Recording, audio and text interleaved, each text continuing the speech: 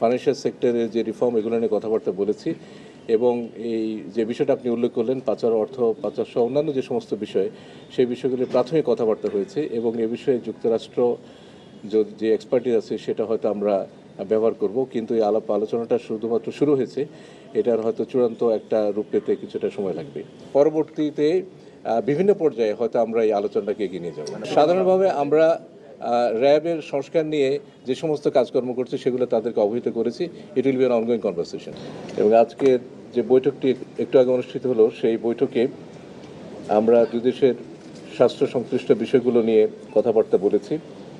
ছাত্র জনতার চরম আত্মত্যাগের মধ্য দিয়ে অর্জিত এই নতুন বাংলাদেশের সূচিত বৈপ্লবিক পরিবর্তনের প্রেক্ষাপটে সরকার ইতিমধ্যে যে সমস্ত পদক্ষেপ গ্রহণ করেছেন সে সমস্ত পদক্ষেপ সম্পর্কে আমরা এই প্রতিনিধি দলকে অবহিত করেছি।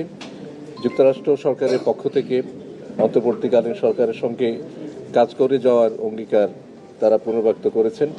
সরকারের সংস্কার পরিকল্পনা সম্পর্কে তারা জানার আগ্রহ ব্যক্ত করেছেন এবং দ্রুততম সময়ের মধ্যে অর্থনৈতিক সংস্কারের বিষয়টি এই সরকারের বিশেষ অগ্রাধিকার বিবেচনায় আর্থিক খাত ও রাজস্ব খাতে সংস্কার, এ বিষয়ে যুক্তরাষ্ট্রের সম্ভাব্য সহযোগিতার ক্ষেত্র, দ্বিপাক্ষিক বাণিজ্য ও বিনিয়োগ বৃদ্ধি, শ্রম পরিবেশ, মানবাধিকার সুরক্ষা, রোহিঙ্গা মানবিক সহায়তা সহ নানা বিষয়ে আমরা আলাপ আলোচনা করেছি।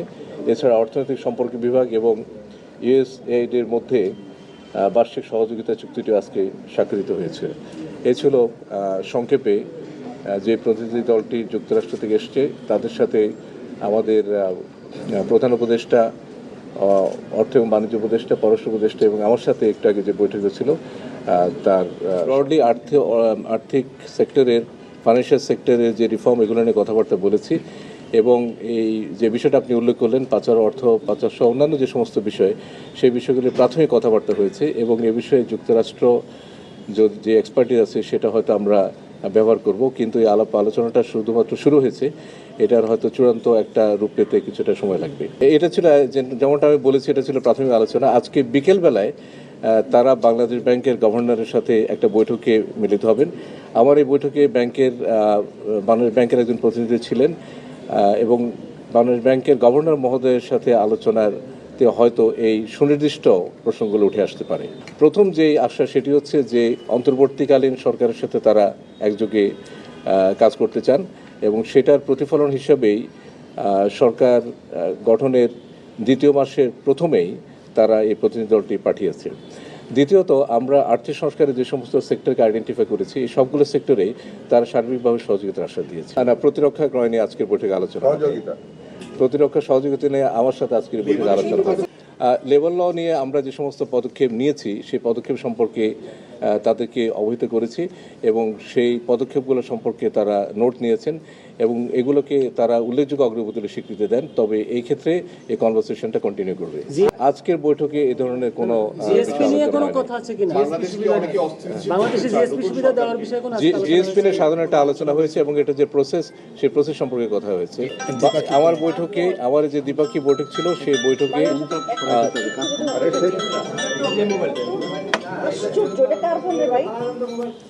আমার যে বৈঠক ছিল সেই বৈঠকে আপনি যে বিষয়টি উল্লেখ করেছেন সেই বিষয়টি আলোচনা হয় নাই। আর্থিক সহযোগিতার কোনো বিষয় নিয়ে আলোচনা হয়েছে? জিএসপি নিয়ে সাধারণভাবে আলোচনা হয়েছে,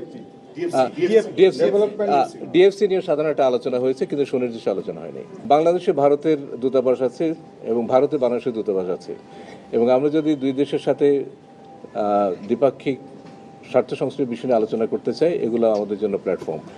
প্রথমত আমরা যেটা বলেছি যে এটা একটা লং টার্ম ইস্যু, এটা সমাধান হওয়া উচিত।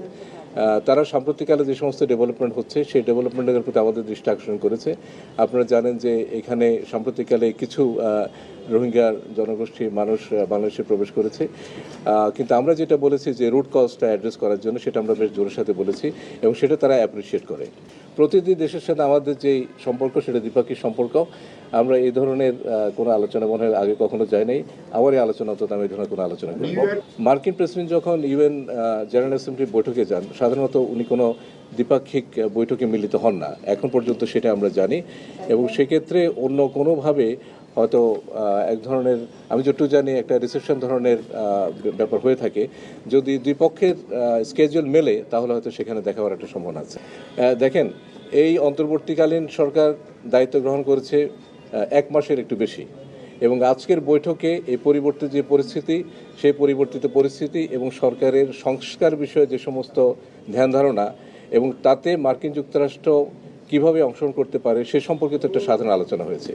আমরা আশা করি যে মার্কিন যুক্তরাষ্ট্রের সাথে মিনিংফুল এঙ্গেজ হওয়ার জন্য এটা একটা ফাউন্ডেশন, এবং সামনে আমরা পরবর্তীতে বিভিন্ন পর্যায়ে হয়তো আমরা এই আলোচনাটাকে এগিয়ে নিয়ে যাব। সাধারণভাবে আমরা র্যাবের সংস্কার নিয়ে যে সমস্ত কাজকর্ম করছে সেগুলো তাদেরকে অবহিত করেছি।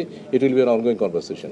না, যেটা আমি বলেছি যে অন্তর্বর্তীকালীন সরকার, আবারও আমি পুনরুক্তি করে বলছি, ওরা মাত্র দায়িত্ব গ্রহণ করেছেন এবং তাদের যে সমস্ত আইডিয়া সংস্কার সংক্রান্ত এবং তাতে মার্কিন যুক্তরাষ্ট্র কী করে সম্পৃক্ত হতে পারে সেই ধরনের একটা আলোচনা হয়েছে, এবং এটা খুবই ফ্রুটফুল আলোচনা হচ্ছে এই অর্থে যে তারা আমাদের যে পরিবর্তিত পরিস্থিতি সেই পরিবর্তিত পরিস্থিতি সম্পর্কে একটা সম্যক ধারণা পেলেন এবং সরকার কি করতে চায় সে সম্পর্কেও একটা ভালো ধারণা পেলেন, এবং আই থিঙ্ক এটা সামনে গিয়ে যাওয়ার জন্য একটা গুড ফাউন্ডেশন।